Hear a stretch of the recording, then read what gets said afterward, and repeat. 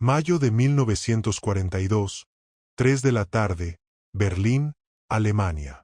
El coronel Friedrich Weber estaba solo en su oficina del alto mando, una habitación rígida, ordenada, con madera oscura en las paredes y mapas extendidos como si fueran alfombras de un imperio. Afuera, la ciudad sonaba como una máquina cansada que todavía pretendía funcionar. Pero dentro, en esa oficina, el silencio tenía un peso raro. El tic-tac del reloj no era un simple sonido. Era una especie de martillo constante, como si el tiempo mismo estuviera golpeando el orgullo del Reich, recordándole que la guerra no se detiene, que los frentes se mueven, que los errores se cobran.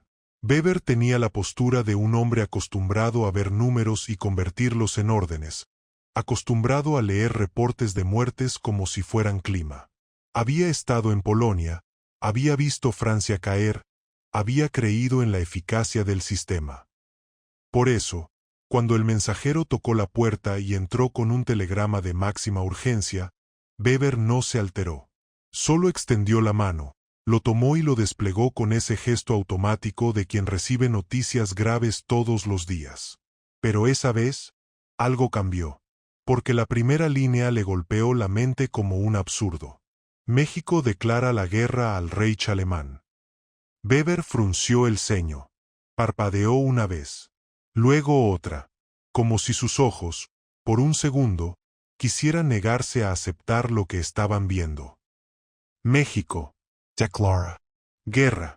Las palabras parecían estar colocadas en el orden equivocado, como si alguien hubiera mezclado telegramas en la bandeja correcta. Weber sostuvo el papel con ambas manos, lo alejó un poco, lo volvió a acercar, lo leyó de nuevo, más lento, casi pronunciando cada sílaba en su mente. México. Declara. Guerra. La oficina, que normalmente vibraba con murmullos de radio y pasos apresurados, se sintió de pronto demasiado quieta. Weber se quitó los lentes, los limpió con meticulosidad prusiana, se los volvió a poner, como si el acto de limpiar cristal pudiera limpiar la realidad. Pero no cambió nada. La frase seguía ahí, clavada como una espina. México. En el imaginario que la propaganda y el desdén habían construido, México era una imagen borrosa. Sombreros amplios, música estridente, un sol que lo quema todo, un país lejano y menor, una nación que, desde la perspectiva arrogante de ese despacho berlinés, no se suponía que influyera en la guerra mundial. Weber respiró hondo, y por un instante, buscó la explicación más cómoda. Malentendido, error, exageración. Entonces sus ojos bajaron a la segunda línea del telegrama, y ahí se le heló algo por dentro. Hundimiento de buques petroleros mexicanos por submarinos alemanes. El papel dejó de ser un chiste. Se volvió un espejo que mostraba un descuido, un exceso, una decisión tomada lejos, en el mar, con la frialdad de un cálculo y la soberbia de quien cree que el mundo entero puede ser tratado como presa. Weber abrió un cajón, sacó carpetas, buscó con rapidez tensa, como si no quisiera encontrar lo que ya intuía. Reportes de la Marina alemana. Operaciones. Zonas. Fechas. Ahí estaba. Una línea seca, burocrática, sin emoción, que describía el caos como si fuera un trámite. Operación en el Golfo de México. 13 de mayo. Torpedeamiento y hundimiento del Potrero del Llano. 20 de mayo. Torpedeamiento y hundimiento del Faja de Oro. 14 marineros mexicanos muertos. Weber dejó caer la carpeta sobre el escritorio. El sonido de ese golpe fue pequeño, pero en su cabeza sonó como una puerta cerrándose. Y antes de contarte lo que pasó en la mente del coronel Weber, antes de revelarte lo que estos dos torpedos desataron, te necesito aquí, de verdad. Dime desde qué ciudad estás escuchando esta historia.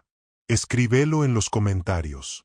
Y suscríbete al canal ahora, porque lo que viene no es solo una secuencia de datos. Es una cadena de consecuencias que nadie en Berlín imaginó, una reacción que convirtió un error cómodo en un problema real. Suscríbete y comparte, porque si esto no se cuenta, se pierde como se pierden tantas historias cuando solo se repiten las de siempre. Weber se quedó mirando el mapa mural, ese mapa gigantesco donde Alemania se sentía el centro del mundo. En el oriente, líneas rojas y azules empujándose como dientes. En el occidente, flechas y nombres de ciudades. Y abajo, como un rincón que apenas importaba, el continente americano. México estaba ahí, una franja de tierra lejana, separada por un océano inmenso. Weber apoyó el dedo índice en el territorio y murmuró, casi con incredulidad, como si hablara con el papel, ¿qué pretenden hacer? La pregunta no era estratégica todavía. Era humana. Era la pregunta de quien no se da cuenta de que el mundo no obedece estereotipos. ¿Qué pretenden? Enviarnos una división de hombres a caballo. Accionó el timbre.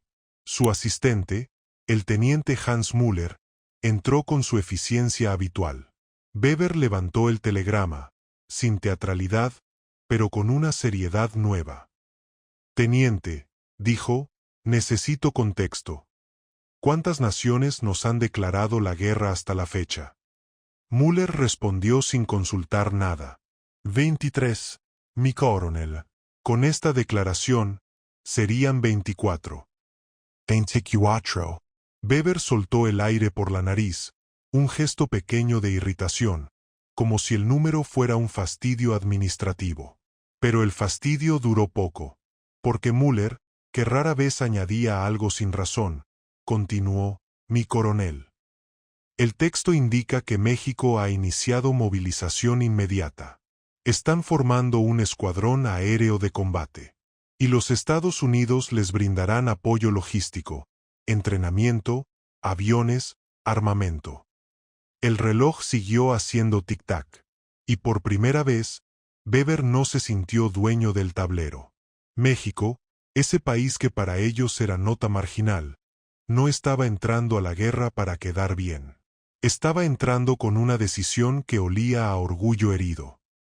Y un orgullo herido, cuando se vuelve disciplina, puede ser más peligroso que un ejército enorme sin convicción. Para entender lo que realmente estaba pasando, hay que retroceder unos meses, cambiar de escenario, y mirar el mar con los ojos de quienes se creían cazadores absolutos.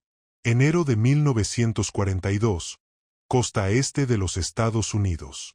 El alto mando naval alemán miraba los reportes con una satisfacción casi voraz. Sus submarinos estaban atacando rutas marítimas con una facilidad que rozaba lo ridículo. Las ciudades costeras seguían iluminadas por la noche. Los barcos mercantes navegaban con luces, casi como si le ofrecieran su silueta al enemigo. Para el ojo de un comandante submarinista, eso era como ver animales en campo abierto sin esconderse. Los reportes hablaban de hundimientos constantes, de un festín que parecía no acabarse. Y en ese ambiente, la lógica era simple, brutal. Si el norte está así de fácil, el sur será mejor. Y entonces, sobre mapas navales y rutas dibujadas, apareció una idea, el Golfo de México. Una autopista de petróleros lentos y pesados, cargados con lo que alimenta la maquinaria aliada. Combustible, crudo, energía. La guerra no se mueve sin eso. El 13 de mayo de 1942, en aguas del Golfo, un submarino alemán vio la silueta del potrero del llano. Era un barco mexicano. Navegaba, como tantos, con esa sensación falsa de a nosotros no nos va a tocar. En la noche, el mar puede parecer tranquilo incluso cuando el peligro ya está respirando cerca. El torpedo salió con frialdad, como una firma. La explosión reventó la estructura, la noche se partió, y el fuego convirtió el agua en un espejo naranja. Los gritos, el humo, el olor a petróleo, ese olor espeso que se pega en la garganta. Marineros mexicanos murieron en segundos, otros quedaron flotando entre restos, con la piel ardiendo por el combustible, mirando al cielo como si las estrellas fueran indiferentes. La guerra, que se suponía lejana, acababa de entrar a su vida con una violencia que no pregunta. 7 días después, el 20 de mayo, lo mismo. Faja de oro. Otro torpedo. Otra explosión. Otra llamarada sobre el mar. Otra noche que quedó marcada para siempre. 14 marineros mexicanos muertos. 14 nombres que, en un despacho alemán, eran un renglón burocrático. Pero en México eran familias. Eran madres. Eran hermanos.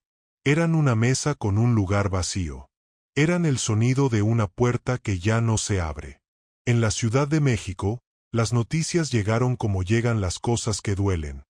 Primero como rumor, luego como confirmación, luego como rabia. El presidente Manuel Ávila Camacho recibió los reportes con una calma que no era serenidad, era control.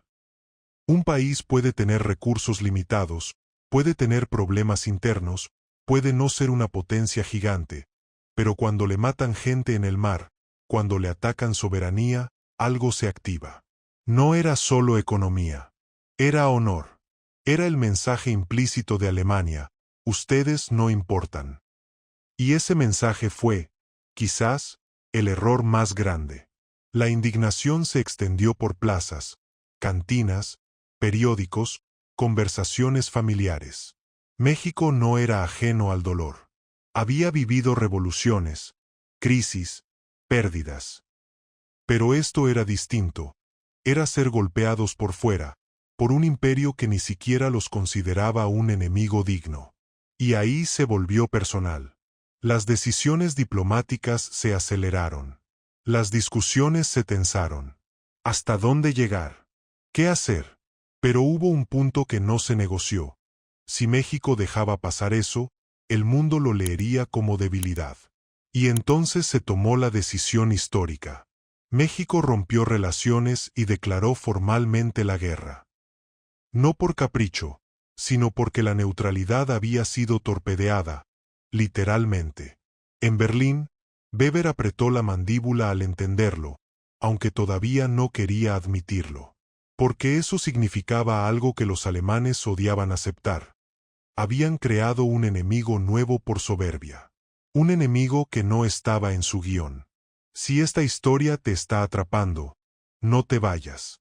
Porque lo que viene es lo que casi nadie cuenta cuando habla de la Segunda Guerra Mundial. El momento en que México decide no quedarse solo en la declaración, sino demostrarlo con hechos, con hombres y con una estrategia que cambia la forma en que los demás los miran. Dale like, comparte este video, y suscríbete, porque lo siguiente es el nacimiento de una unidad que se volvió símbolo, el Escuadrón 201. Julio de 1943, Base Aérea Militar de Santa Lucía, Estado de México. El sol caía fuerte, el aire tenía ese olor mezclado de polvo, metal y combustible.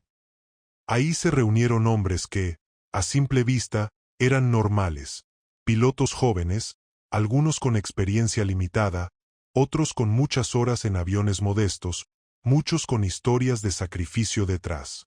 No estaban ahí para una foto. Estaban ahí porque el país los estaba llamando a algo que no tenía regreso fácil. Ir hasta el otro lado del mundo a pelear. Se anunció la formación del Escuadrón de Pelea 201. Se pidió voluntarios. Y cuando se pidió, no faltaron. Porque en México, cuando la dignidad se toca, la respuesta no siempre es inmediata, pero cuando llega, llega completa. Las elecciones fueron duras. Pruebas físicas, psicológicas, de vuelo, de disciplina. No bastaba con querer. Había que aguantar.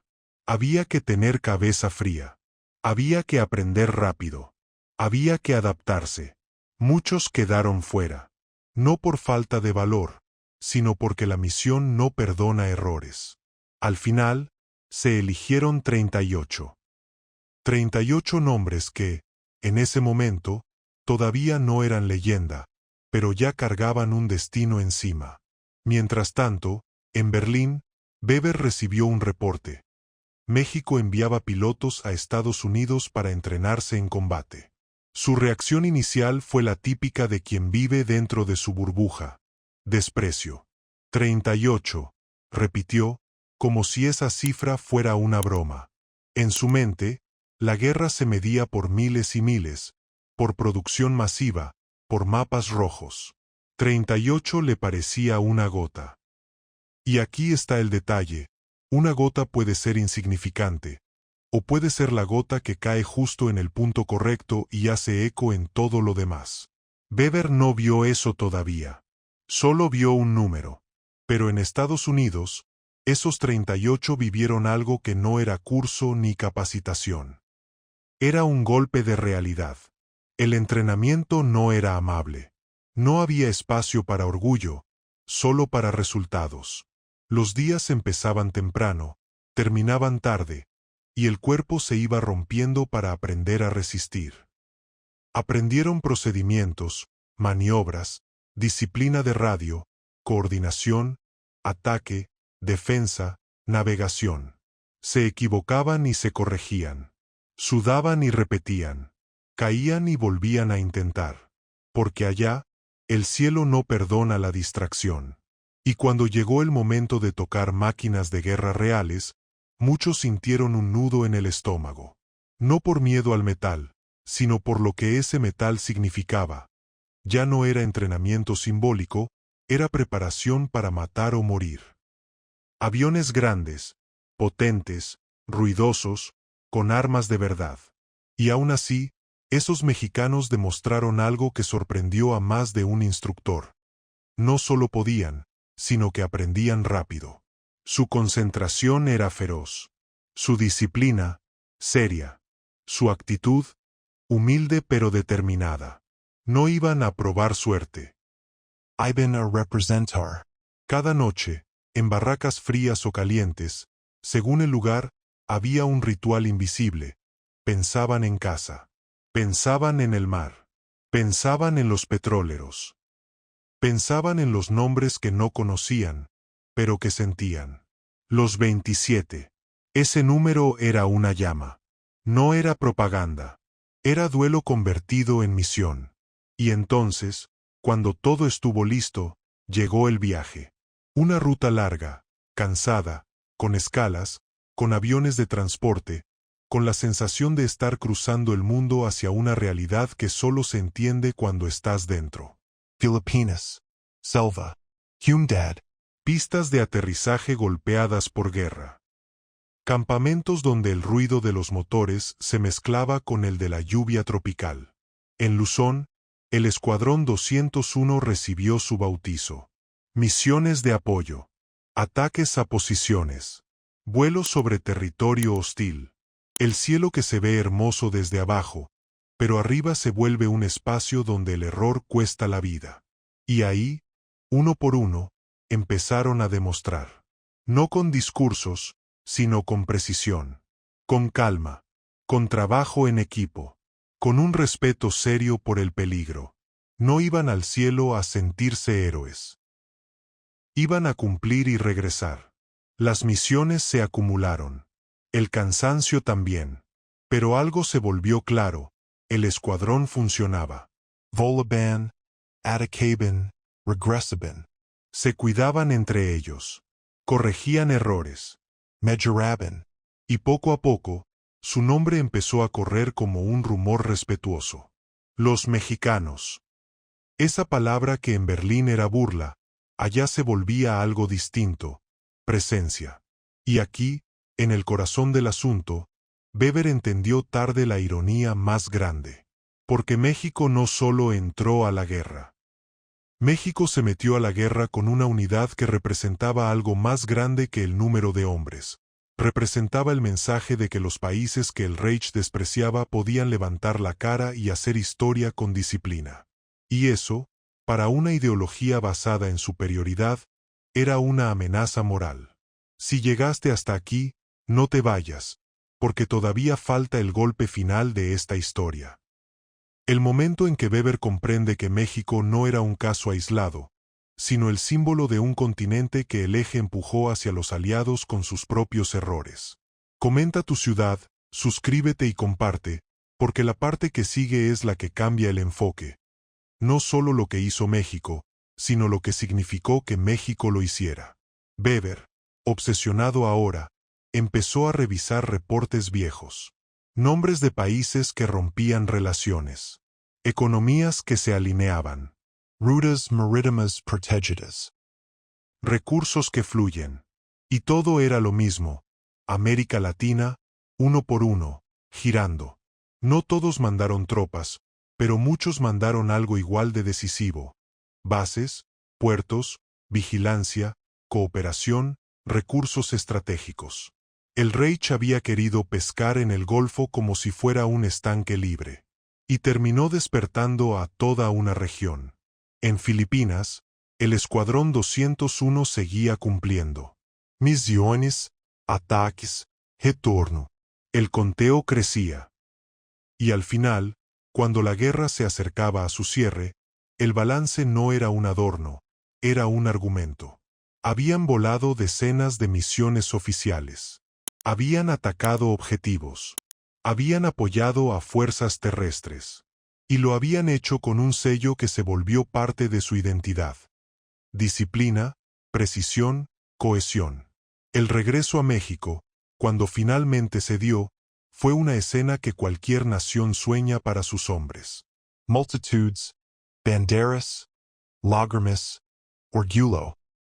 No era solo por ganar una guerra mundial, era por algo más íntimo, por demostrar que México, cuando es herido, también puede responder con estrategia y dignidad.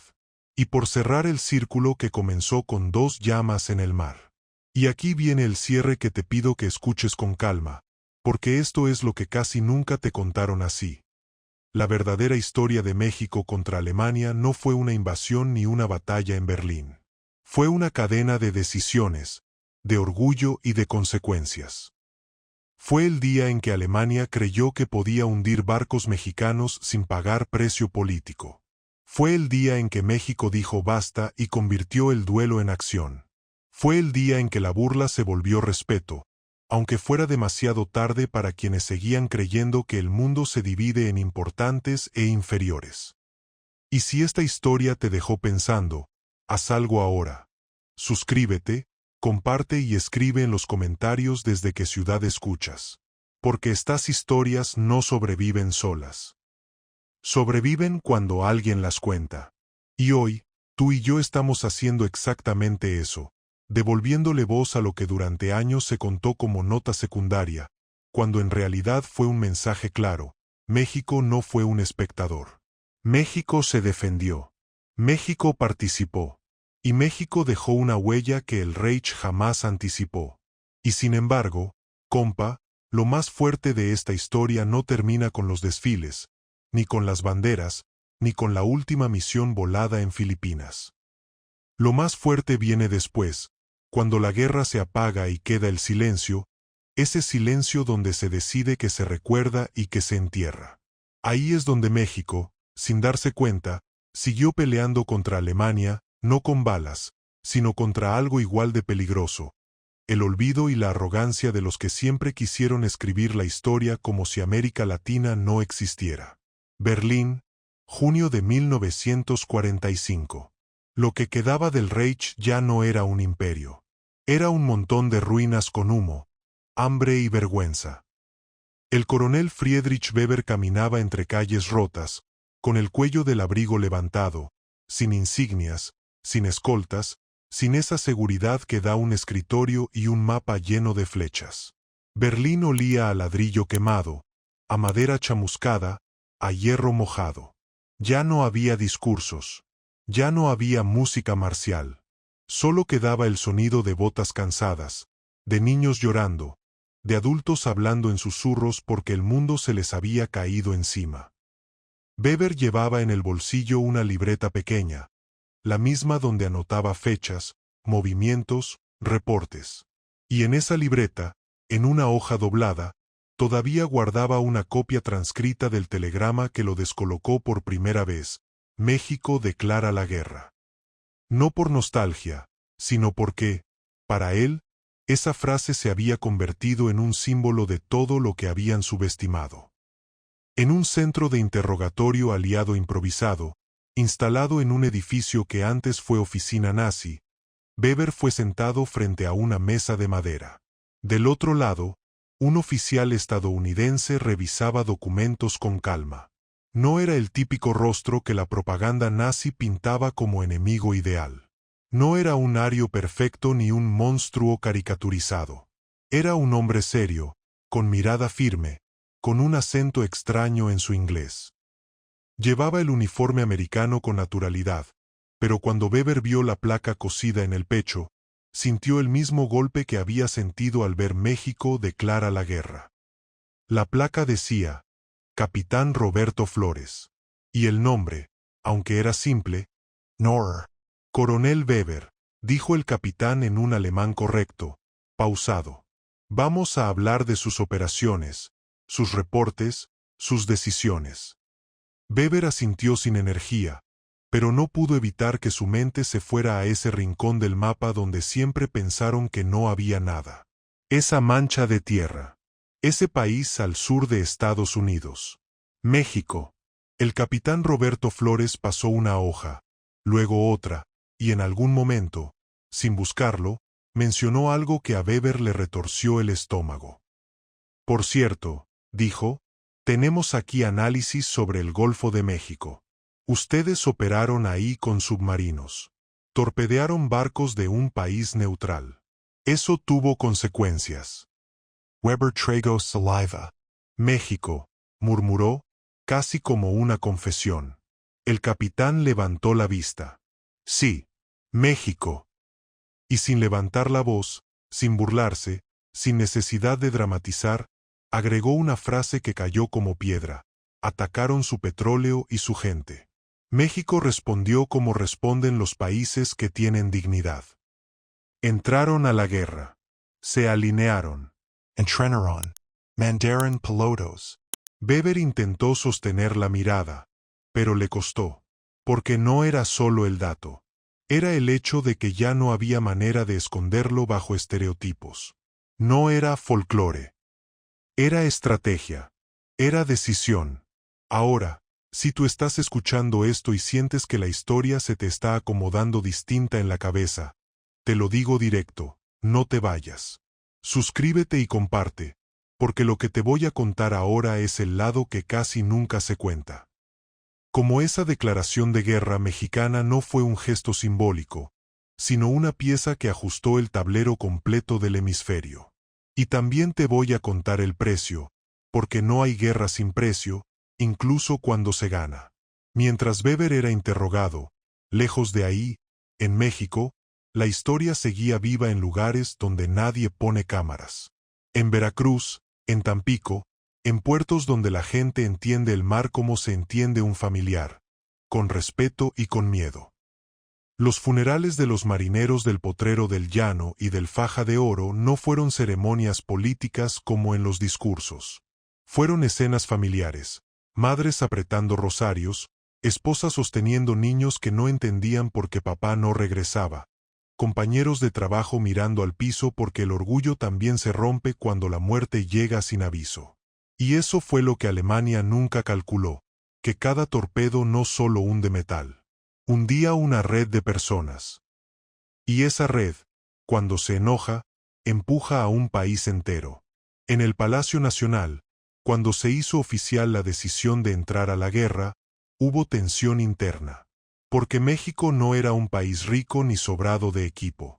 Había quienes pensaban, ¿para qué meternos? ¿Qué ganamos? ¿Qué sentido tiene ir tan lejos? Pero había algo que se repetía como un latido. Si no respondemos, nos vuelven a atacar. Si dejamos esto pasar, le decimos al mundo que nuestra soberanía vale poco. Y cuando una nación llega a ese punto, el tema ya no es económico. Es identidad. Por eso, cuando nació el Escuadrón 201, no nació como un capricho.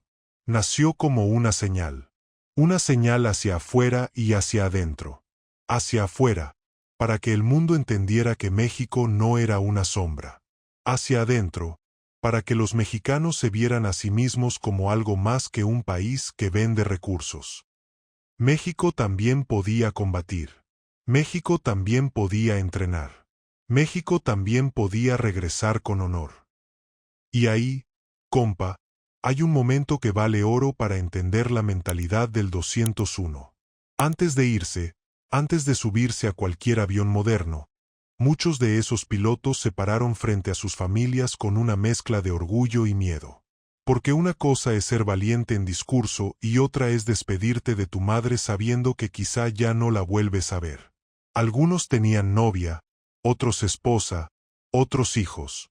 Otros eran jóvenes con la vida apenas arrancando. Y aún así, aceptaron. No porque fueran inconscientes, sino porque entendían que estaban representando a millones que nunca saldrían en un libro. Por los 27, decían. Y esa frase, aunque suene sencilla, era una cuerda amarrada al corazón. En Estados Unidos, el entrenamiento fue un filtro brutal. No todos aguantaron. Hubo quien se enfermó, quien no soportó la presión, quien se quedó en apoyo logístico. Y eso también es parte de la historia. No se trata de pintar superhéroes. Se trata de mostrar humanos en una máquina enorme. Los instructores americanos, al principio, tenían prejuicios. Algunos los veían como aliados decorativos.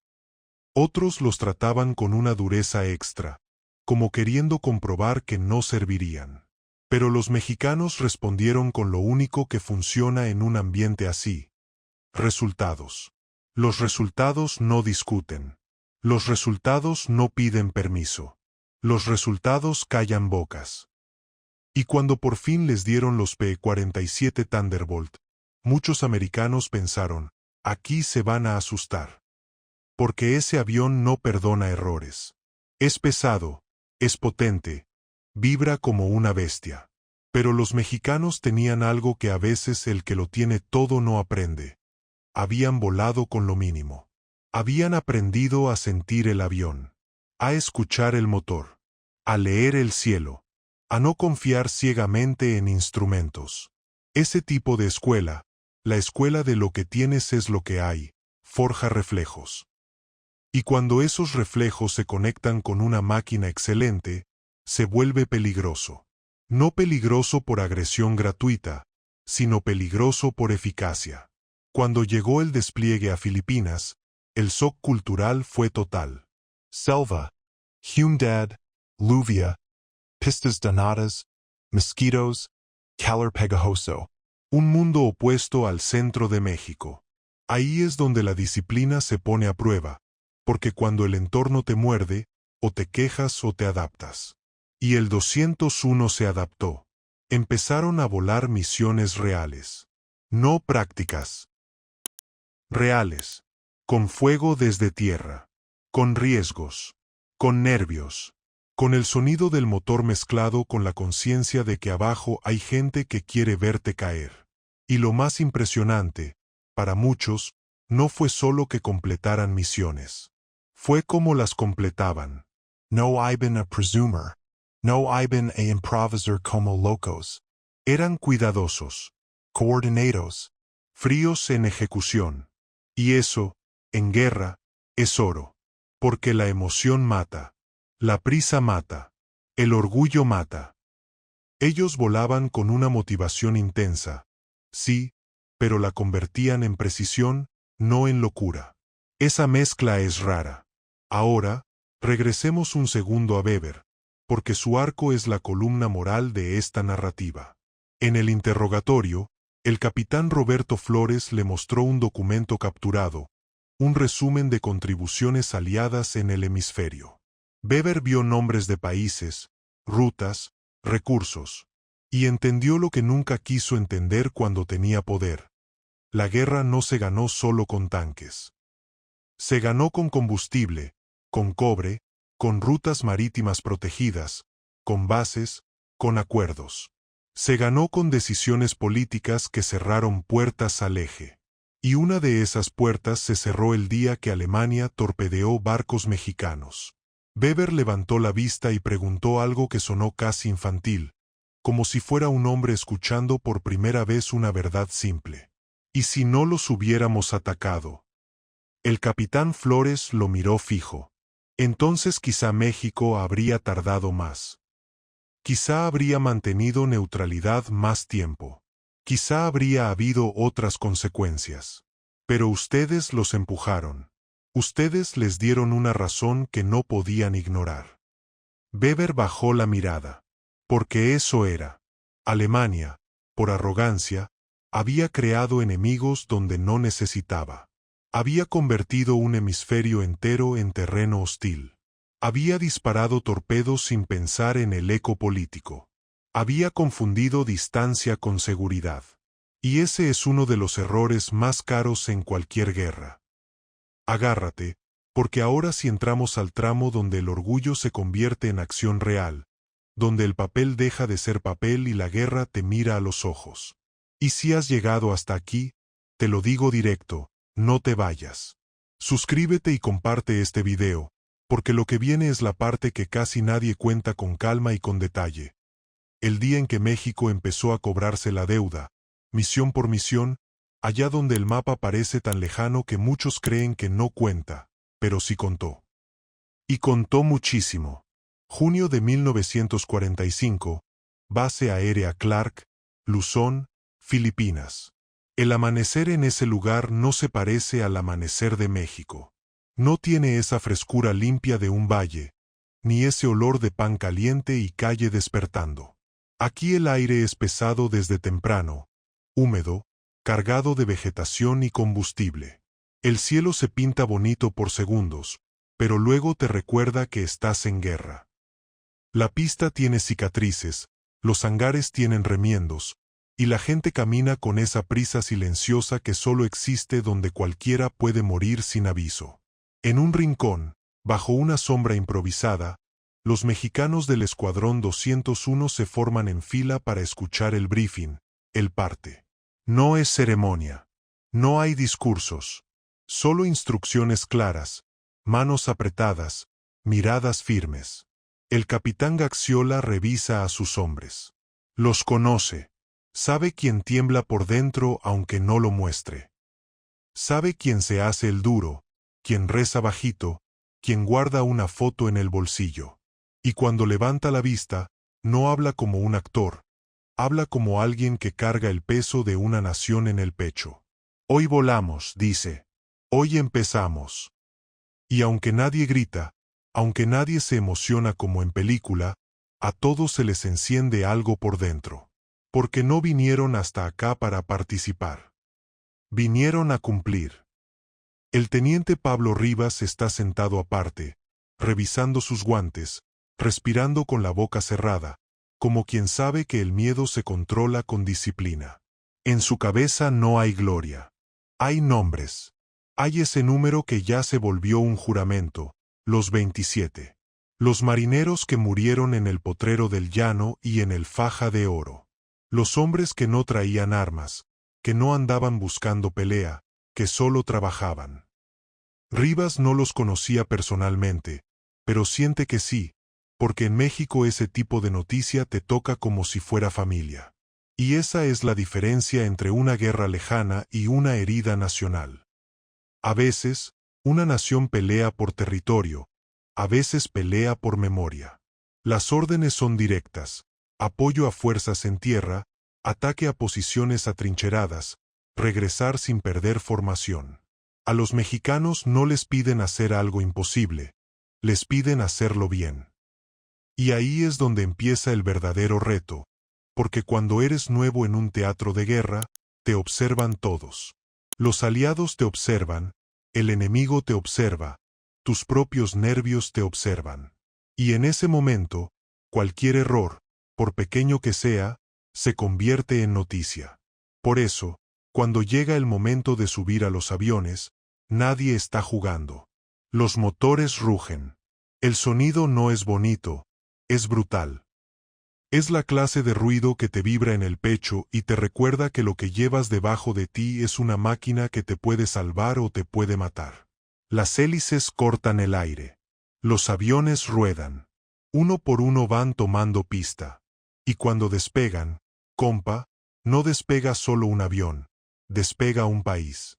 Despega una bandera que no se ve desde abajo, pero que se siente en cada decisión, en cada giro, en cada regreso.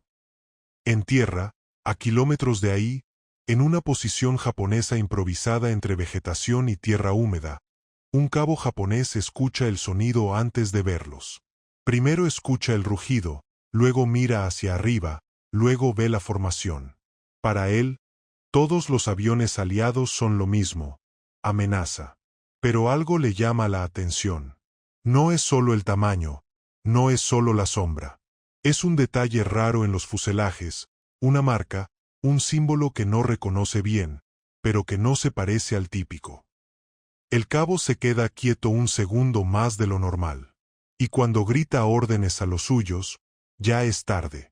Porque los aviones entran en picada y el mundo cambia de forma. Aquí, si te lo cuento con honestidad, no hay poesía bonita. Hay explosiones. Hay tierra levantándose. Hay humo. Y hay precisión. Lo que los mexicanos hacen en ese primer ataque no es al azar. No es un ataque de nervios. No es una descarga para sentirse valientes. Es un trabajo. Una tarea hecha con cuidado. Soltar donde se debe soltar. Pasar donde se debe pasar. Salir de la zona sin romper formación. Volver a subir. Reagruparse. Confirmer. Regresar. Cuando vuelven a base, hay un silencio extraño en el ambiente. Ese silencio que aparece cuando algo importante acaba de ocurrir y todavía no se termina de procesar. Un oficial estadounidense revisa reportes. Un mécanico revisa impacto. Un piloto se baja y se queda un segundo mirando su propia mano como si no creyera que sigue entera. Y en un rincón, un soldado aliado comenta lo que muchos piensan pero no dicen. Los mexicanos sí vienen en serio. No lo dicen con condescendencia. Lo dicen con respeto, porque en guerra, el respeto se gana con hechos. Y aquí, compa, antes de seguir, te pido algo. Si esto te está atrapando, suscríbete ahora. Compártelo con alguien que crea que México no pintó en la Segunda Guerra Mundial. Porque lo que viene todavía sube la apuesta. Este primer día solo fue el inicio. Con el paso de las semanas, el Escuadrón 201 empieza a tener un patrón. Un patrón que no se construye con discursos, sino con rutina. Despegar, cumplir, regresar. Despegar, cumplir, regresar. Y cada vez que regresan, en la base se vuelve menos raro verlos. Ya no son los nuevos. Ya no son los invitados. Son parte del engranaje. Y eso, para un país como México en ese momento, vale muchísimo, porque significa que no solo declararon la guerra en un papel, la sostuvieron con acciones. Pero mientras los mexicanos vuelan en el Pacífico, la otra parte de la historia se está cocinando en silencio, y es la que los libros suelen resumir en 2 renglones. México contra Alemania no fue solo un escuadrón. Fue un golpe de realidad para un Reich que se creía dueño del mundo. Porque la guerra también se pelea con lo que alimenta a los ejércitos. Combustible, rutas seguras, puertos, acuerdos, producción constante. Y eso fue exactamente lo que Alemania ayudó a fortalecer del lado enemigo al atacar a México. En otras palabras, Alemania no solo se ganó a México como enemigo. Se empujó a sí misma a quedar más aislada. Y el coronel Weber, ese mismo hombre que al principio se rió con desprecio, empezó a ver el mapa distinto. No por moral, sino por matemática. Cada país que entra contra ti no solo es otro enemigo. Es otra ruta que se te cierra. Es otro puerto que ya no te sirve. Es otra costa que patrulla contra tus submarinos. Es otro acuerdo que le da a Estados Unidos y a los aliados más espacio, más alcance, más seguridad. Y eso, en guerra, significa más poder. Weber lo entendió tarde. Y ese tarde es lo que duele. Porque mientras él se da cuenta, su mundo ya está cayéndose. Alemania está colapsando, los frentes se hunden, los recursos se acaban, la moral se rompe. Y en medio de ese colapso, Una idea lo persigue como un mosquito que no te deja dormir. Todo esto se aceleró porque no supimos medir a los que despreciamos. En una conversación posterior, el capitán Roberto Flores le dice algo que no suena a amenaza, suena a verdad. Ustedes pensaron que América Latina era decorado. Pero fue soporte. Y cuando un soporte se pone del lado contrario, la estructura se cae más rápido. Weber no responde, porque sabe que es cierto. Ahora, regresemos a México, porque aquí viene la parte humana que te revienta el pecho si la piensas bien. Mientras el 201 está lejos, en Filipinas, en México la gente sigue viviendo, trabajando, esperando. Hay madres que prenden veladoras. Hay novias que guardan cartas. Hay familias que no saben si su hijo está volando o está tirado en una selva. Y en los periódicos, de vez en cuando, aparece una nota. Una nota que dice Escuadrón Mexicano cumple misiones. Y para el que lee desde una casa humilde, esa frase es como un rayo: mi país está allá. Cuando por fin la guerra se acerca a su final, con Japón debilitándose y el mundo entero oliendo que el cierre está cerca, el Escuadrón 201 sigue volando. Porque esto es lo que casi nadie entiende: la guerra no se termina cuando tú quieres. Se termina cuando se firma. Mientras no se firma, cualquiera puede morir. Y llega el día en que... Nor. Coronel Weber, dijo el capitán en un alemán correcto, pausado. Vamos a hablar de sus operaciones, sus reportes, sus decisiones. Weber asintió sin energía, pero no pudo evitar que su mente se fuera a ese rincón del mapa donde siempre pensaron que no había nada. Esa mancha de tierra. Ese país al sur de Estados Unidos. México. El capitán Roberto Flores pasó una hoja, luego otra, y en algún momento, sin buscarlo, mencionó algo que a Weber le retorció el estómago. Por cierto, dijo, tenemos aquí análisis sobre el Golfo de México. Ustedes operaron ahí con submarinos. Torpedearon barcos de un país neutral. Eso tuvo consecuencias. Weber tragó saliva. México, murmuró, casi como una confesión. El capitán levantó la vista. Sí, México. Y sin levantar la voz, sin burlarse, sin necesidad de dramatizar, agregó una frase que cayó como piedra. Atacaron su petróleo y su gente. México respondió como responden los países que tienen dignidad. Entraron a la guerra. Se alinearon. Entrenaron. Mandaron pilotos. Weber intentó sostener la mirada, pero le costó. Porque no era solo el dato. Era el hecho de que ya no había manera de esconderlo bajo estereotipos. No era folclore. Era estrategia. Era decisión. Ahora, si tú estás escuchando esto y sientes que la historia se te está acomodando distinta en la cabeza, te lo digo directo, no te vayas. Suscríbete y comparte, porque lo que te voy a contar ahora es el lado que casi nunca se cuenta. Como esa declaración de guerra mexicana no fue un gesto simbólico, sino una pieza que ajustó el tablero completo del hemisferio. Y también te voy a contar el precio, porque no hay guerra sin precio, incluso cuando se gana. Mientras Weber era interrogado, lejos de ahí, en México, la historia seguía viva en lugares donde nadie pone cámaras. En Veracruz, en Tampico, en puertos donde la gente entiende el mar como se entiende un familiar, con respeto y con miedo. Los funerales de los marineros del Potrero del Llano y del Faja de Oro no fueron ceremonias políticas como en los discursos. Fueron escenas familiares, madres apretando rosarios, esposas sosteniendo niños que no entendían por qué papá no regresaba, compañeros de trabajo mirando al piso porque el orgullo también se rompe cuando la muerte llega sin aviso. Y eso fue lo que Alemania nunca calculó, que cada torpedo no solo hunde metal, hundía una red de personas. Y esa red, cuando se enoja, empuja a un país entero. En el Palacio Nacional, cuando se hizo oficial la decisión de entrar a la guerra, hubo tensión interna. Porque México no era un país rico ni sobrado de equipo. Había quienes pensaban, ¿Para qué meternos? ¿Qué ganamos? ¿Qué sentido tiene ir tan lejos? Pero había algo que se repetía como un latido. Si no respondemos, nos vuelven a atacar. Si dejamos esto pasar, le decimos al mundo que nuestra soberanía vale poco. Y cuando una nación llega a ese punto, el tema ya no es económico. Es identidad.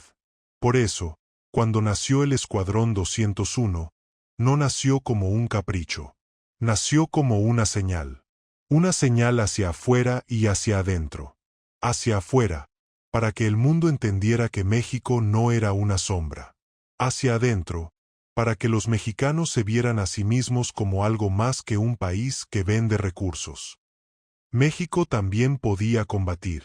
México también podía entrenar. México también podía regresar con honor. Y ahí, compa, hay un momento que vale oro para entender la mentalidad del 201. Antes de irse, antes de subirse a cualquier avión moderno, muchos de esos pilotos se pararon frente a sus familias con una mezcla de orgullo y miedo. Porque una cosa es ser valiente en discurso y otra es despedirte de tu madre sabiendo que quizá ya no la vuelves a ver. Algunos tenían novia, otros esposa, otros hijos. Otros eran jóvenes en las familias que vivían del mar y del petróleo. Un silencio de incredulidad. Porque una cosa es escuchar que hay guerra allá lejos, en Europa, en el Atlántico, en el Pacífico. Y otra cosa es que la guerra te reviente en la cara con nombres mexicanos, con tripulaciones mexicanas, con muertos mexicanos. En Veracruz, en Tampico, en la costa, la noticia se siente como un golpe físico. No es una cifra. Son hombres que tenían costumbres, apodos, cartas por entregar, familias esperando. Y México, que ya venía de años complejos, entiende algo simple. Si permitimos que esto pase como si nada, mañana se repite. Entonces viene la decisión, declarar la guerra.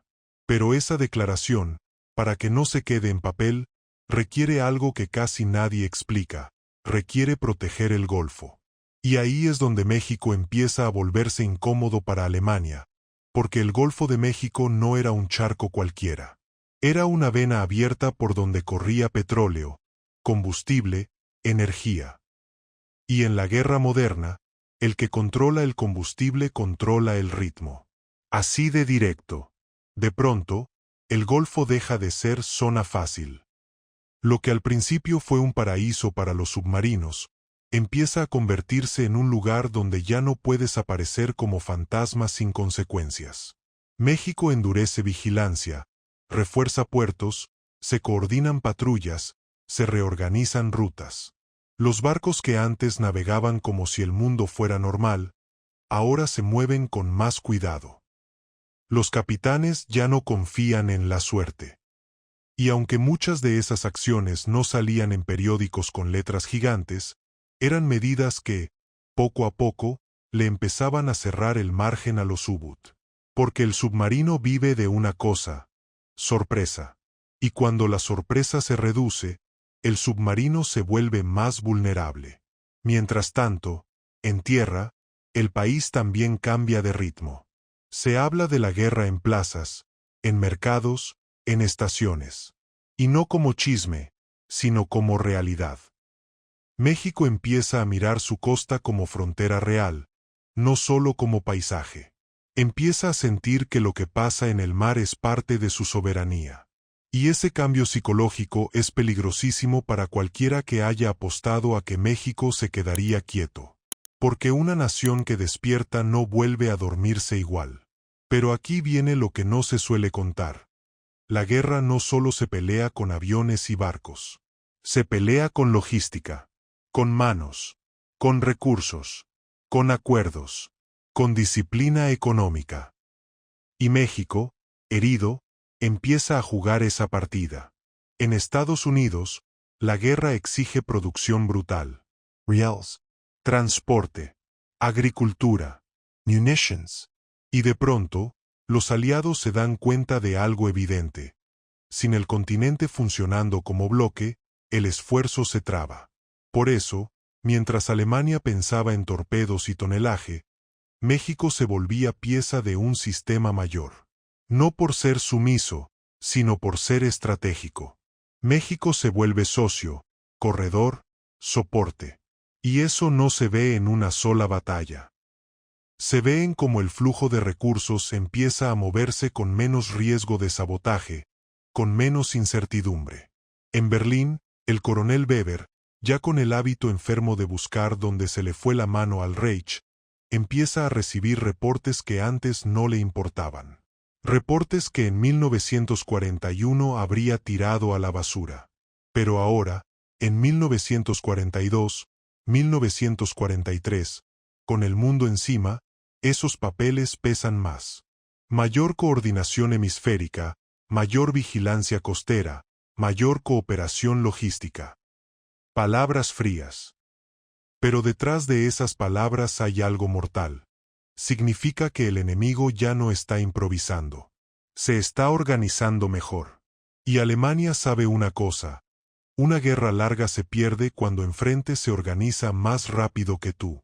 El error alemán fue pensar que México era solo un país lejos.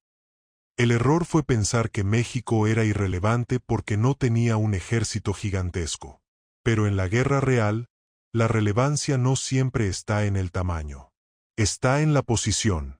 Está en los recursos. Está en si tu enemigo puede mover barcos y aviones con menos riesgo. Está en si tus submarinos pueden cazar o si ahora tienen que cuidarse como ratas bajo luz. Y aquí, compa, hay un detalle que hace esta historia todavía más intensa. La guerra también se pelea en las sombras, con rumores, con miedo, con información. Porque cuando un país entra oficialmente a la guerra, automáticamente se vuelve objetivo de otra cosa. Espionaje, sabotaje, desinformación. Y México lo sabe. Así que, mientras el Escuadrón 201 entrena y luego vuela, mientras el Golfo se refuerza, en la Ciudad de México también hay una tensión distinta. Una tensión silenciosa.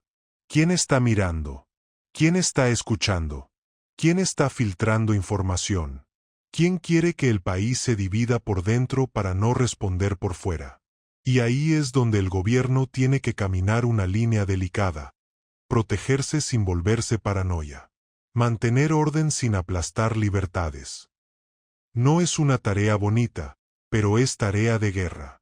La gente común lo siente en cambios pequeños, en vigilancia más estricta en ciertas instalaciones, en preguntas más frecuentes, en el ambiente de cuidado con lo que dices.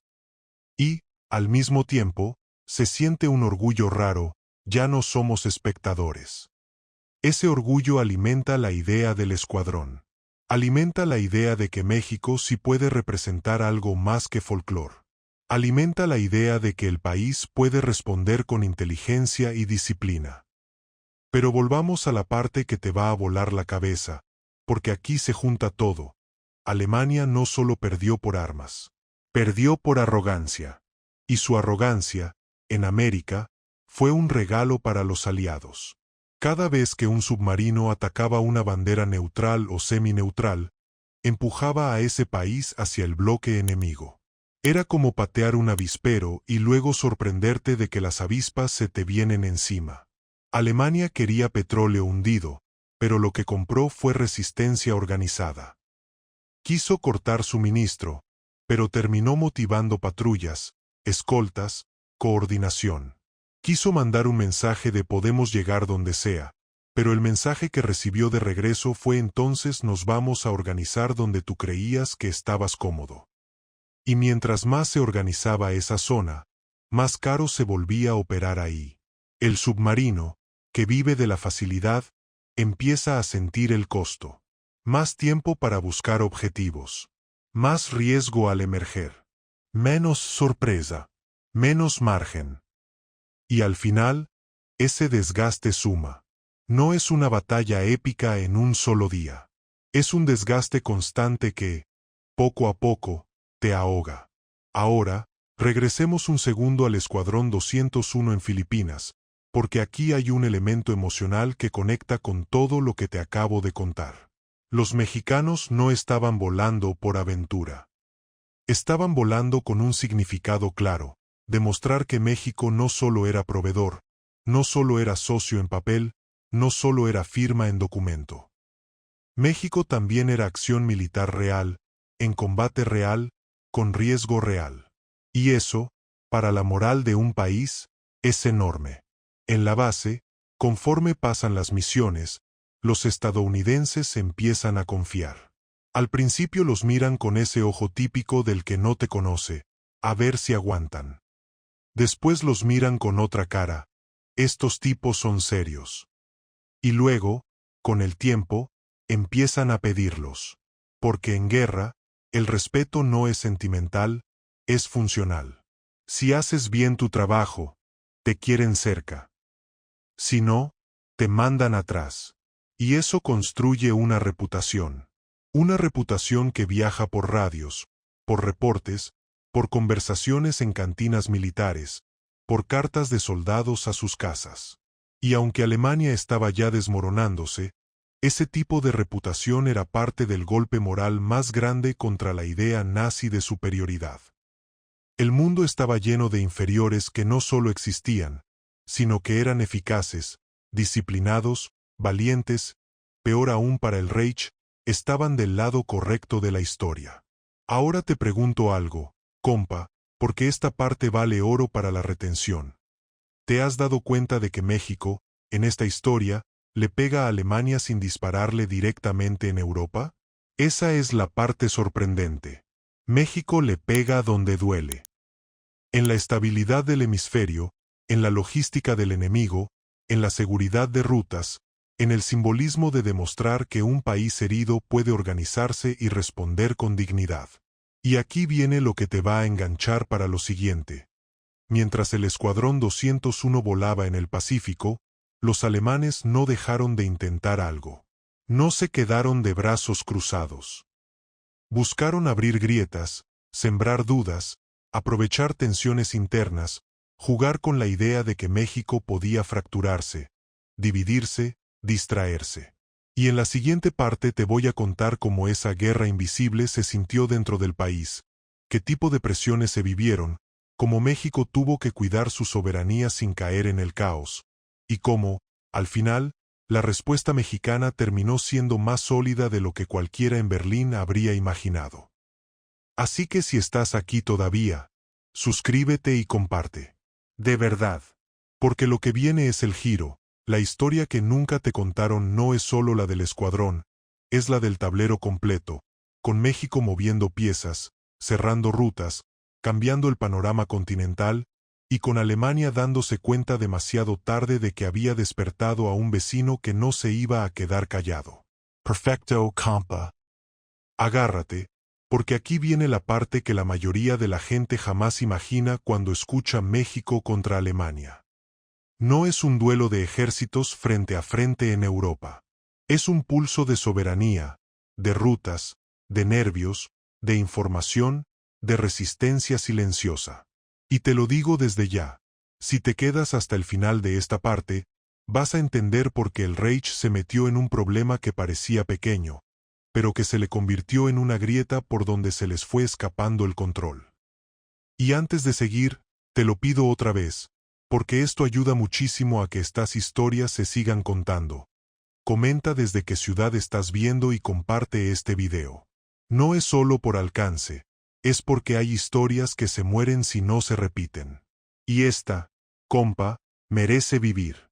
Ahora sí, volvemos al México de esos meses, al México que estaba aprendiendo de golpe que la guerra también se pelea en casa, sin que la gente lo nota a simple vista. Después de los hundimientos, el país entra en un estado extraño. No es pánico, pero tampoco es calma. Es vigilancia. Es la sensación de que cualquier error se paga caro. Y ahí, entre puertos, carreteras, estaciones, depósitos, refinerías y oficinas, empieza una guerra que no se anuncia con trompetas, la guerra de la sospecha. Porque cuando una nación declara la guerra, lo que viene no siempre es una invasión. A veces, lo que viene es algo más sucio y más difícil de ver. La posibilidad de sabotaje, El miedo a que alguien corte una cuerda en el momento exacto, a que alguien pase información, a que alguien siembre caos para que el país se distraiga. Y México, que venía de décadas de aprender a sobrevivir a presiones internas y externas, entiende algo rapidísimo: no se puede permitir debilidad. No se puede permitir desorden. No se puede permitir que el Golfo vuelva a sentirse como una puerta abierta. Entonces comienzan los ajustes. Se refuerza la vigilancia en zonas estratégicas. Se reorganizan rutinas en puertos. Se vuelve más estricta la manera en que se mueve información sensible. Y no, esto no significa que el país se convierta en una cárcel. Significa que el país se vuelve adulto de golpe, en términos de seguridad. El mexicano común quizá lo nota en pequeños cambios, en revisiones más frecuentes, en rumores de se están poniendo más duros, en historias de a fulano lo preguntaron de más. Y en el fondo, esa tensión tiene un origen claro: México ya fue golpeado. Y no va a volver a poner la otra mejilla. Ahora, imagina lo que pasa del otro lado del mundo, en Berlín, donde Weber ya no se ríe. Donde el mismo hombre que soltó una carcajada por 38 pilotos, empieza a entender que no se trata del número. Se trata del símbolo. Porque cuando un país como México decide pelear, no lo hace por moda. Lo hace por orgullo. Y el orgullo, cuando se convierte en política, mueve cosas. Weber, obsesionado, empieza a preguntar más. A pedir más reportes. A abrir carpetas viejas que antes ni existían para él. Y ahí es donde descubre una realidad que lo pone incómodo. México no está solo. México está alineado en un tablero continental. Y eso significa que Alemania, con una decisión pequeña en el Golfo, ayudó a terminar de acomodar piezas que después serían difíciles de desacomodar. Porque una cosa es tener a Estados Unidos de enemigo. Eso ya lo tenían. Pero otra cosa es tener un continente entero funcionando como red, con rutas más cuidadas, con vigilancia más constante, con puertos menos ingenuos, con cooperación más cerrada, con recursos fluyendo con menos interrupciones. Alemania, que quería cortar venas, terminó provocando que las venas se blindaran. Y aquí viene un punto que es brutal. Compa. El submarino vive de la comodidad del enemigo. Vive de que el enemigo sea lento, ingenuo, confiado. Si el enemigo se vuelve metódico, el submarino se vuelve más caro.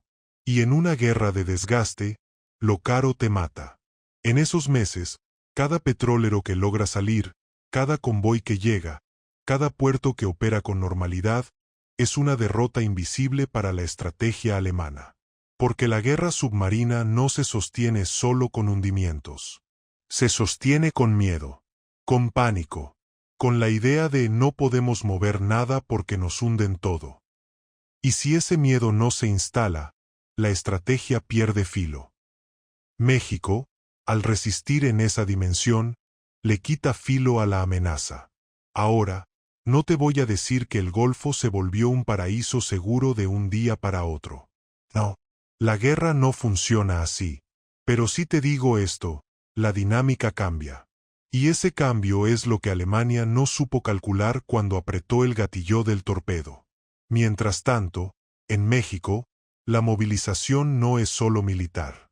También es emocional. Porque empieza a circular una idea que se mete en la sangre. Si se atrevieron a tocarnos, entonces ya no somos invisibles. Y esa idea es peligrosísima para cualquier potencia que viva de menospreciar.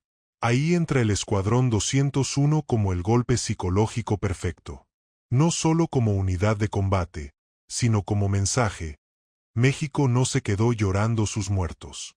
México convirtió el dolor en estructura, en entrenamiento, en disciplina, en eficacia. Y eso cambia la narrativa completa. Y aquí viene un detalle que casi nadie menciona. El Escuadrón 201 no era solamente pilotos. Era también personal de apoyo. Era mecánica, logística, mantenimiento, organización. Era gente trabajando detrás para que un avión despegue y regrese. La guerra aérea no la gana solo el que aprieta el gatillo. La gana el que sostiene la máquina. Y México, allá lejos, estaba sosteniendo una máquina con un objetivo clarísimo: cumplir misiones, volver vivos, y demostrar que el país no era un adorno. Ahora, regresemos a Filipinas un momento, porque aquí es donde se ve lo más humano de todo esto. En la base, las primeras misiones siempre tienen un aire de prueba. Como si el mundo entero estuviera esperando el fallo. Y los mexicanos lo sienten. Lo sienten en cómo los miran.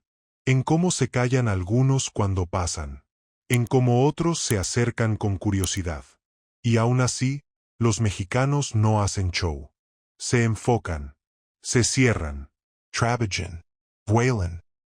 Misión tras misión, el respeto se construye de la única forma que existe en guerra: resultados.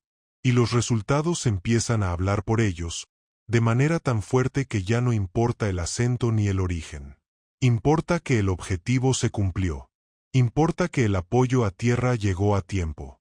Importa que el vuelo regresó. Importa que no dejaron a nadie atrás. Y aquí, compa, se crea un mito silencioso, el tipo de mito que alimenta la retención de un video porque es irresistible. Los mexicanos, allá en el infierno del Pacífico, se vuelven un rumor. Los que vuelan con calma. Los que no se rompen. Los que no se pierden. Y esos rumores, aunque suenen pequeños, son dinamita para el enemigo, porque el enemigo también escucha. Los japoneses, por ejemplo, no necesitan conocer la historia completa de México para sentir el impacto. Solo necesitan ver una insignia distinta, leer letras que no entienden, escuchar que hay una unidad que aparece, golpea y se va. Y eso, en guerra, te desgasta la mente. Te mete una duda. Y la duda mata. Ahora, volvamos al punto de la guerra invisible dentro de México, porque aquí viene el giro. Cuando el país se compromete de verdad, hay algo que empieza a pasar en el ambiente nacional. La gente empieza a vigilarse entre sí con una mezcla rara de miedo y responsabilidad. No por odio, sino por protección. Oye, ¿y ese tipo por qué pregunta tanto? Oye, ¿y por qué quiere saber eso? Oye, ¿y por qué anda rondando ahí? Puede sonar exagerado, pero en tiempos de guerra, la paranoia a veces nace de una verdad. Si hay gente que se aprovecha del caos. Y México, con su historia larga de presiones externas, no iba a permitir que le abrieran una herida interna. Por eso la respuesta no fue solo mandar pilotos, fue ordenar la casa.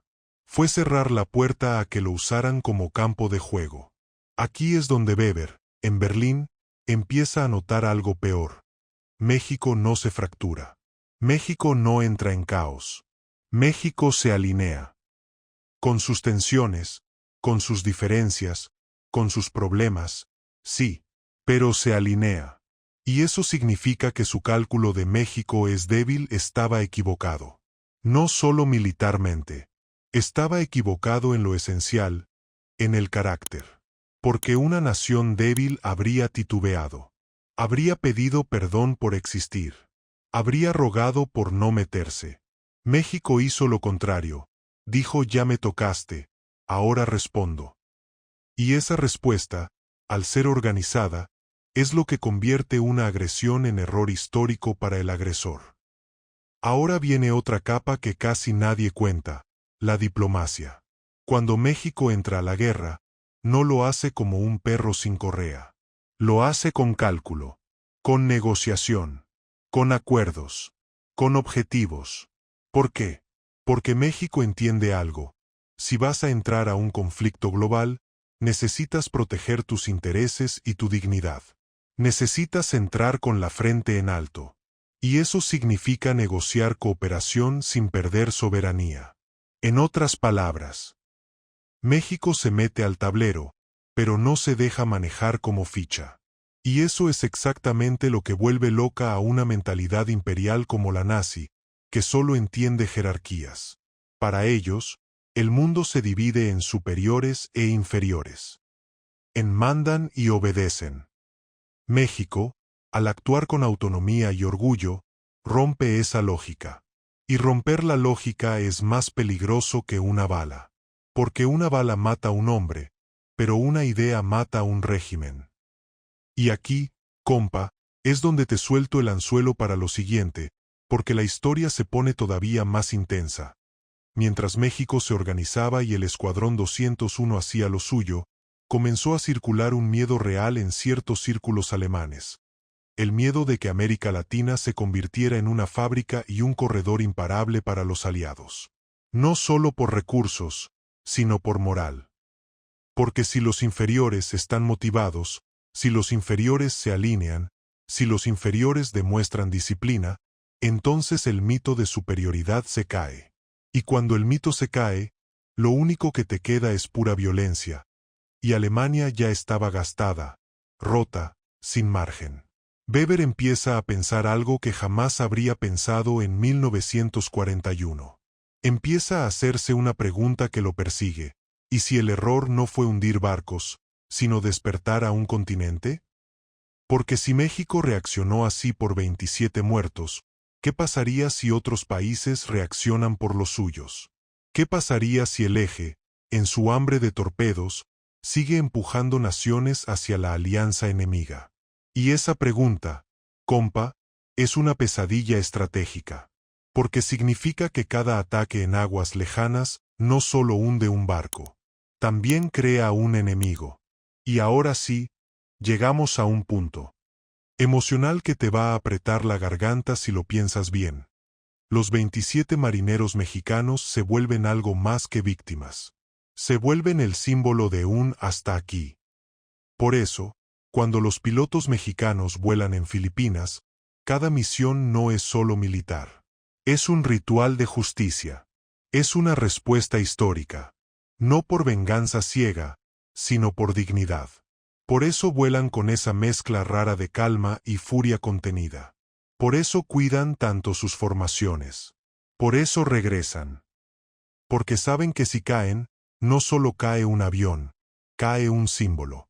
Y mientras se acumulan misiones, los números empiezan a convertirse en historia. Y la historia, aunque a veces tarde, termina llegando a oídos que no quieres tener como enemigo. Weber, ya para finales, con Berlín temblando, con el Reich desmoronándose, con informes llegando como gotas tardías, entiende lo inevitable. México no fue una nota al margen. México fue un recordatorio de que la guerra también se pierde por soberbia. Y aquí viene lo que te prometí como giro. Cuando la guerra se acaba, cuando Alemania colapsa, cuando todo queda en ruinas, la historia no se cuenta bien. No se cuenta completa. Se simplifica. Se reduce. Se olvida. Y eso es lo que la vuelve la historia que nunca te contaron. Porque en los libros rápidos, México aparece como una línea. En las conversaciones promedio, aparece como sí, mandaron un escuadrón. Y se acabó. Pero no. Lo real fue más grande. México se defendió en el Golfo, México se organizó internamente, México se alineó estratégicamente, México envió un símbolo armado al otro lado del mundo, México regresó con la frente en alto, y México demostró que un país al que subestimas puede volverse el tipo de problema que ya no puedes deshacer. Y te digo algo, compa, que es la razón por la que este video funciona si lo contamos bien. Esta historia no es solo de 1942. Es de hoy. Porque hoy también se subestima a México. Hoy también se subestima a Latinoamérica. Hoy también se repite el mismo error. Creer que porque no somos imperio, no tenemos peso. Y la historia demuestra que eso es una mentira cómoda para quien quiere sentirse superior. Así que si estás llegando hasta aquí, suscríbete y comparte. De verdad. Porque lo que viene es el cierre grande, el regreso del escuadrón, el impacto moral, el olvido injusto, y la pregunta final que te deja con fuego en la cabeza. ¿Por qué nadie nos contó esto así? ¿A quién le convenía que se contara chiquito? Noviembre de 1945. La guerra ya había cambiado el mundo, y sin embargo, México todavía no terminaba de sentir el peso completo de lo que había hecho. Porque una cosa es mandar un escuadrón al otro lado del planeta y otra muy distinta es verlos volver, ver sus rostros, escuchar el rugido de esos motores sobre tu propia capital y entender, de golpe, que lo que ocurrió no fue un gesto, sino una declaración de identidad. El avión de transporte tocó pista y por un instante el ruido de la multitud pareció bajar como si el país entero contuviera la respiración. Había gente apretada en las calles, en banquetas, en camellones, en cualquier hueco desde donde se pudiera ver algo, aunque fuera un segundo. Había madres, había hermanos, había niños cargados en hombros, había viejos con la mirada húmeda, había hombres que no lloraban en público pero esa vez no pudieron evitarlo. Banderas en alto, manos al cielo, gargantas rotas de tanto gritar. Porque por fin regresaban los que se habían ido a pelear una guerra que, para la mayoría, solo existía en periódicos y en rumores. Cuando los primeros pilotos bajaron, no bajaron como estrellas. Bajaron cansados. Bajaron más delgados. Bajaron con los ojos de alguien que vio demasiado. Y aún así, traían la espalda recta. No por soberbia, por disciplina. Porque si habían aprendido algo allá, en bases extrañas y cielos hostiles, es que la dignidad no se negocia. La dignidad se sostiene. Y entonces ocurrió lo que tenía que ocurrir. El país los adoptó como símbolo. Los nombres comenzaron a repetirse, no como lista, sino como eco, las águilas aztecas.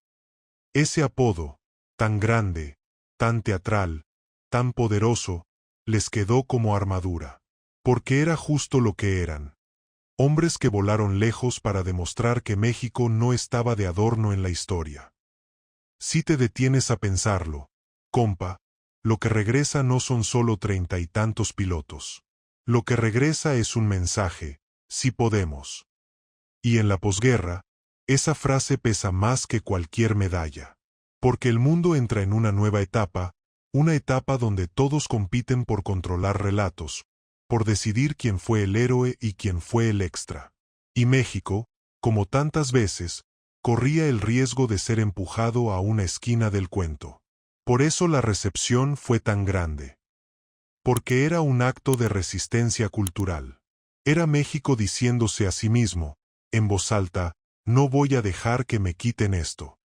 Y en ese momento, con la ciudad temblando de emoción, parecía imposible que esta historia pudiera desdibujarse algún día. Pero aquí viene la parte amarga, la parte que casi nadie quiere contar, la parte donde se decide si tú te quedas hasta el final del video o te vas como se va la mayoría, con la versión cortita que no duele. Porque sí, compa, se desdibujó. Se fue diluyendo. Se fue haciendo pequeña en las conversaciones. Como si la memoria también necesitara combustible, cuando no se lo das, se apaga. Y antes de entrar a ese golpe, hazme un favor rápido. Si estás viendo esto y te está sorprendiendo, comparte el video ahora. No al final, ahora. Porque la siguiente parte es la que provoca que muchos se queden pensando todo el día. Y suscríbete, porque esta comunidad se construye con gente que no acepta historias recortadas. Ahora sí, vámonos a lo que duele. Pasan los meses. El mundo celebra el fin. Se reacomodan gobiernos. Se reacomodan intereses. Se reacomodan prioridades. Y en ese reacomodo, las historias que no convienen se vuelven silenciosas. No porque alguien te diga cállate, sino porque la vida empieza a meter encima su peso. Economía, reconstrucción, crisis, política, cambios de presidencias, nuevas tensiones. Y poco a poco, lo que fue épico se vuelve algo que pasó. Los pilotos regresan a su vida real. A veces esa es la parte más cruel para cualquier soldado, el regreso. Porque en la guerra todo es claro, brutal, pero claro. Hay misión, hay compañeros, hay objetivo. Y al volver, te encuentras otra vez con la rutina, con el ¿y ahora qué? con el mundo que te aplaude un día y al siguiente te pide que trabajes como si nunca hubieras estado en el infierno. Muchos de esos hombres eran jóvenes que habían dejado familia, novia, promesas, planes. Volvieron con otro ritmo por dentro, con un silencio en el pecho, con recuerdos que no se cuentan en sobremesa. Y aún así, siguieron adelante, como se sigue adelante cuando no hay opción. Pero en paralelo, en el gran tablero, algo se estaba instalando. La guerra que terminó abre paso a otra tensión global. Y cuando cambia el foco, cambia el interés. Ya no se habla de lo que se hizo, se habla de lo que viene. Y lo que viene no es celebración, es incertidumbre. Y ahí, en esa transición, pasa lo que pasa siempre. El relato lo empieza a dominar quien tiene la voz más grande, quien imprime más libros, quien hace más películas, quien produce más discursos. México, con su orgullo intacto pero con menos maquinaria para imponer narrativa mundial, empieza a quedarse sin micrófono. La historia se vuelve una línea en un libro extranjero. México participó con un escuadrón. Punto. Y cuando una historia se reduce a una línea, deja de ser sangre. Se vuelve estadística. Pero te digo algo. México no es un país de líneas. México es un país de historias orales. De relatos en familia. De mi abuelo me contó. De una vez escuché. Y por eso la historia no muere del todo. Se convierte en susurro. Se convierte en secreto. Se convierte en esa joya que solo algunos conocen y que, cuando la escuchas completa, te cambia el orgullo del lugar. Años después, en algunos rincones del país, todavía había gente que lo decía con una mezcla de risa y respeto. ¿Sabías que México sí fue a la guerra? ¿Sabías que hubo mexicanos volando allá lejos? Y otros respondían, sí, pero eso quién sabe si sea cierto. Mira qué locura, compa. Una de las historias más sólidas se vuelve mito porque no se repite lo suficiente. Y en ese silencio ocurre algo todavía más fuerte. La afrenta original, la que comenzó todo, empieza a perderse también. Porque si te preguntan hoy por Potrero del Llano o Faja de Oro, la mayoría se queda en blanco.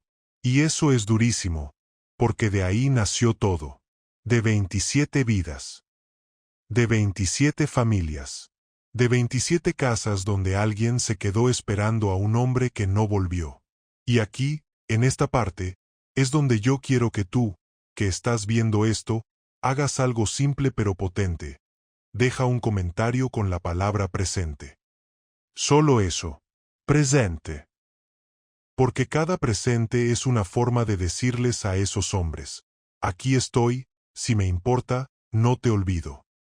Ahora, el coronel Weber, si te acuerdas de él. Ese alemán que al inicio se burló, ese hombre no está para ver el final heroico en México. Para cuando el escuadrón vuelve, Alemania ya está rota. Berlín ya es ruina. El Reich ya es polvo. Pero la idea que lo perseguía, la idea que le rompió la arrogancia, sobrevive en lo que él representa, la mentalidad que subestima. Y esa mentalidad no murió en 1945. Cambió de traje, cambió de idioma, cambió de bandera, pero siguió existiendo. Por eso esta historia importa hoy. Porque todavía hay quienes creen que si eres de tal lugar, no puedes. Y México ya respondió a esa idea una vez, con hechos. Pero aquí viene el momento donde la historia vuelve a tocar la puerta. Años después del regreso del Escuadrón 201, cuando la emoción ya no es noticia, cuando la gente ya no llena calles, quedan cosas pequeñas, casi invisibles, que sostienen la memoria. Una placa, un nombre escrito, un uniforme gardado, una foto en blanco y negro, un casco, una carta doblada. Y sobre todo, un ritual, alguien que regresa al recuerdo. Puede ser un hijo, puede ser un nieto, puede ser un joven que entra a una institución militar, y de pronto, ve un nombre y pregunta, ¿quién fue? Y cuando alguien le responde, el pasado se enciende otra vez como chispa. Y esa chispa, compa, es lo que hace que este video funcione, lo que hace que alguien se quede hasta el final. Porque no es solo historia, es identidad. Es un yo no sabía que se convierte en ¿cómo no sabía esto? Y aquí te dejo el gancho final de esta parte, porque lo que viene ahora es todavía más fuerte. El momento exacto en el que México casi pierde por completo esta historia, y cómo, por accidente, por terquedad y por orgullo, la historia regresa en forma de preguntas incómodas. En la siguiente parte vamos a entrar al punto donde la memoria se enfrenta al olvido. El día en que alguien, décadas después, encuentra un documento, una carta, una evidencia, y se da cuenta de que lo que México hizo fue más grande de lo que le dijeron. Y ahí es donde aparece la pregunta que remata todo. ¿Quién gana cuando tú no sabes de tus héroes? Y aquí es donde la historia se pone todavía más humana, porque lo que revive un país no siempre es una ceremonia enorme. A veces revive por algo chiquito, casi ridículo.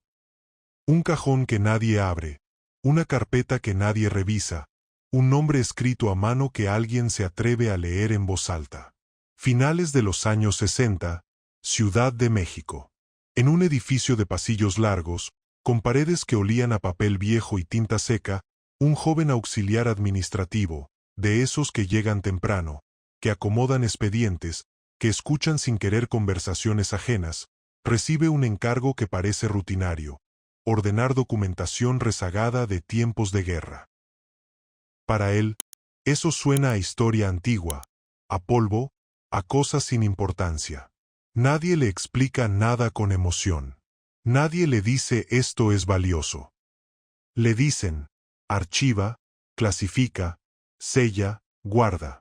Y él lo hace, porque es su trabajo, pero hay un punto en el día donde el silencio del archivo se vuelve raro, como si el edificio mismo recordara. Saca una carpeta gruesa. El lomo está gastado. Tiene un sello. Tiene fechas.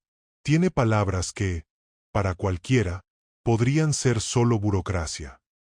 Notas diplomáticas, comunicaciones oficiales, listas de nombres. Y en medio de todo eso, aparece una hoja distinta, una hoja que no está escrita con esa frialdad de oficina. Está marcada, como si alguien la hubiera sujetado muchas veces con manos nerviosas. Y esa hoja dice algo que, al leerlo, le cambia la cara: Potrero del Llano. Faja de oro. Y debajo, nombres. Nombres completos. Idades, puertos, oficios. A veces, un deja esposa.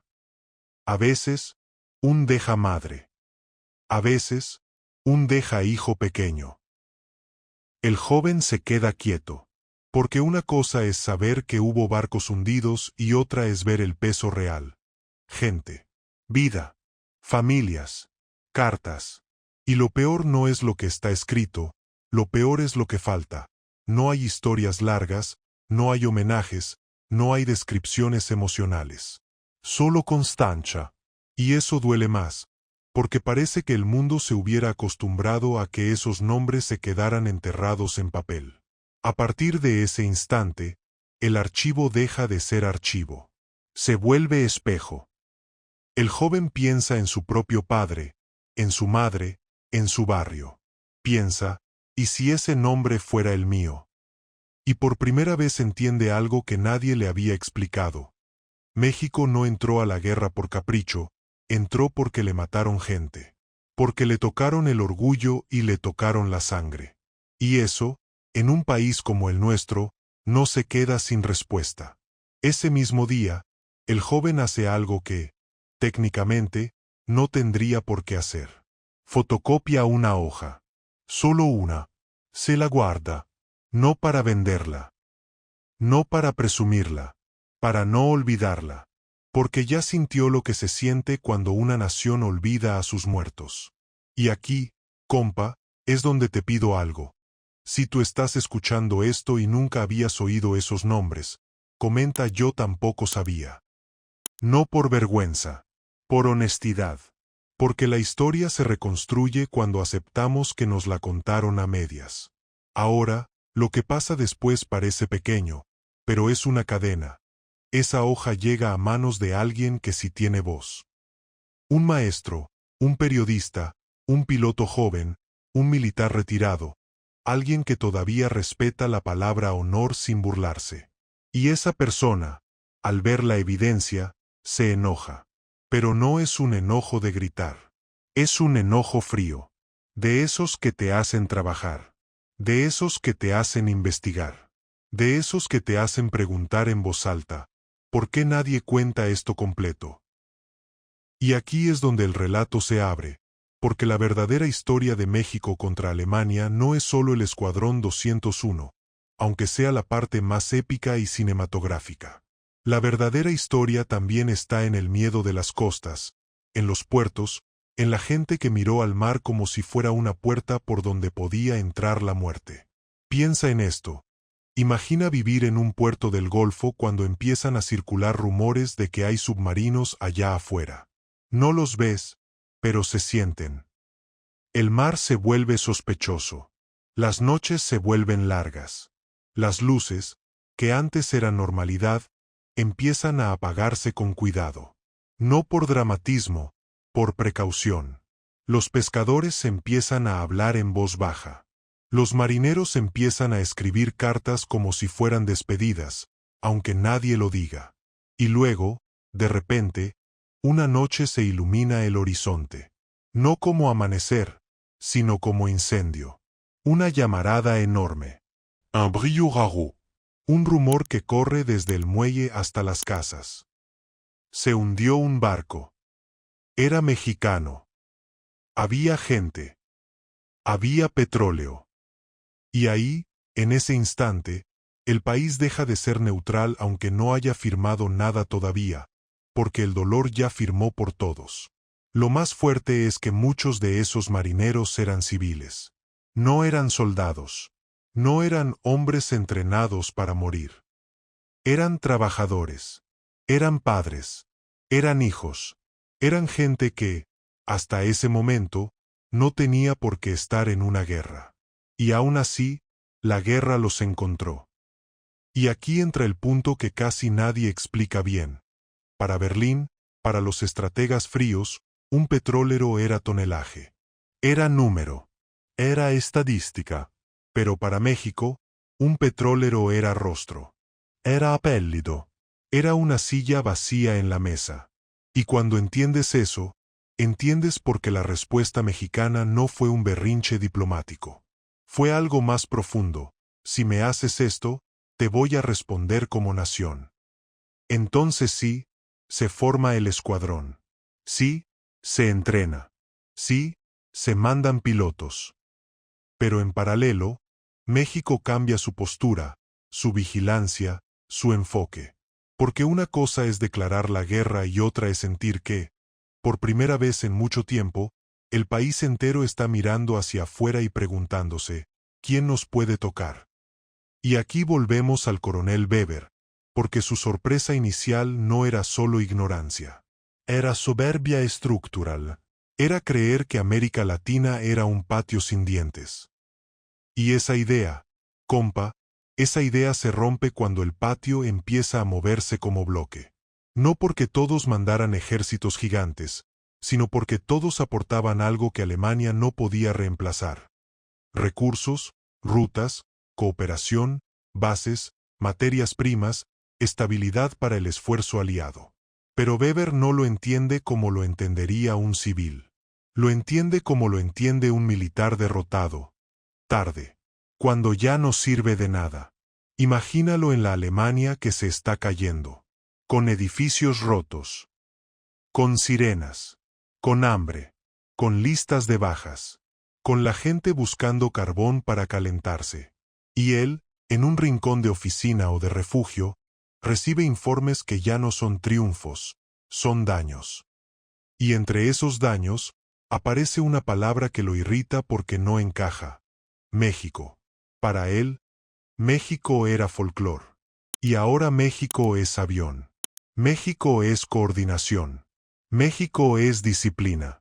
México es una firma que se convierte en bombas sobre posiciones enemigas en un lugar del mundo que él jamás pisará. Eso, para un hombre educado en la idea de superioridad, es humillación pura. No por el tamaño del daño, sino por lo que simboliza, me equivoqué. Y hay errores que duelen más cuando revelan que todo tu sistema mental era una mentira. Ahora, aquí es donde yo te aseguro que, si te quedas, te va a volar la cabeza la siguiente parte. Porque viene la escena que explica por qué esta historia se volvió tan incómoda para algunos. El momento en que un documento interno, un simple reporte, deja ver que el problema para Alemania no fue solo que México declarara la guerra, sino que México ayudó a cerrarles el hemisferio entero. Y eso no se arregla con propaganda. Eso se arregla con realidad, y ya no tenían realidad para ganar. Pero antes de entrar a ese documento, quiero que hagas una cosa rápida. Suscríbete. No lo digo por decir. Lo digo porque esta historia, contada completa, no aparece todos los días. Y compártela con alguien que siempre dice México nunca ha hecho nada. Compártela sin pelear. Solo compártela. Deja que la historia haga el trabajo. Ahora sí, seguimos. Principios de 1945. Berlín ya no es Berlín. Es un lugar que se sostiene por costumbre, no por fuerza. En algún escritorio, en algún montón de papeles, aparece una evaluación que ya no se escribe para presumir, se escribe para sobrevivir, situación del suministro enemigo. Y ahí, con letras frías, aparece la frase que le parte la paciencia a cualquier estratega alemán. El flujo de petróleo y materiales del continente americano sigue alimentando al enemigo. No lo pueden cortar. No lo pueden asfixiar. No lo pueden interrumpir como creyeron. Y entonces aparece el detalle que conecta todo: el Golfo, las rutas, la costa, las naciones que se alinearon. El efecto dominó que inició cuando un submarino decidió que un país pequeño podía ser atacado sin consecuencias. Weber, al leer eso, entiende la ironía más cruel.